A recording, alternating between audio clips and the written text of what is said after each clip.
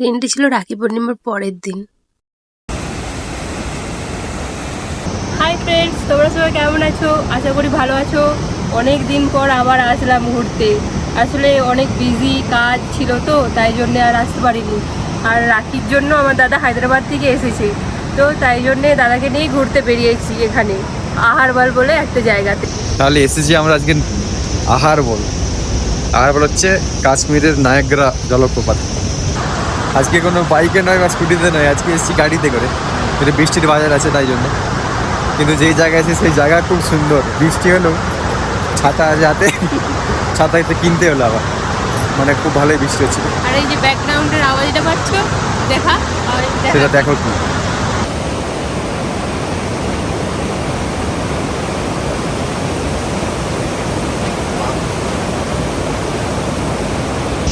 তো জলপ্রপাতে কি আছে এবার আমরা সেটা দেখার জন্য উপরকে যাচ্ছি। চলো তোমরাও দেখা যাক। কোথায় যাচ্ছ? এদিকে উপরকে যাবো, উপরকে ভাই না, গেট বন্ধ। কিন্তু এখন বন্ধ, সেটা ব্যাপার না।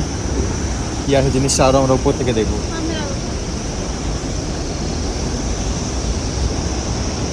চারিদিক পাহাড়, সাথে বৃষ্টি টিপটাপ,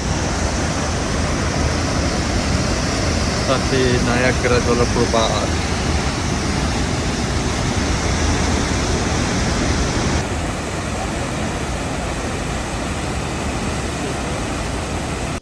ওই ওয়াটার ফলটায় নামা নিষেধ ছিল, তাই দূরে একটি নামার জায়গা ছিল, সেখানে গিয়েছিলাম। তো ছোটোখাটো একটা পিকনিক হচ্ছে, ঘর থেকে খাবার বানিয়ে নিয়ে এসেছিলাম। এই যে পকোড়া, চিকেন আর রাইস। আজকে ভ্লগের জন্য না, আজকে এমনি ঘুরে। চলো খাওয়া যায়। তারপর ওখান দিয়ে ফেরার পথেই অনেক আপেল বাগান ছিল, সেখান দিয়ে দাদা আপেল পেড়ে নিল। যেহেতু পরের দিন দাদার ফ্লাইট আছে, তাই বাড়ি নিয়ে যাবে বলে নিজের হাতেই কতগুলি আপেল পেড়ে নিল। তারপরে বাড়ি ফিরে গেলাম। ব্লগটি একটু লেট হলো পোস্ট করতে, জানি কিছু সমস্যার কারণে পোস্ট করতে পারিনি। ব্লগটি এখানেই শেষ করলাম। ভালো লাগলে ভিডিওটি একটি লাইক করে দিবেন আর চ্যানেলটি সাবস্ক্রাইব করে দিবেন। টাটা।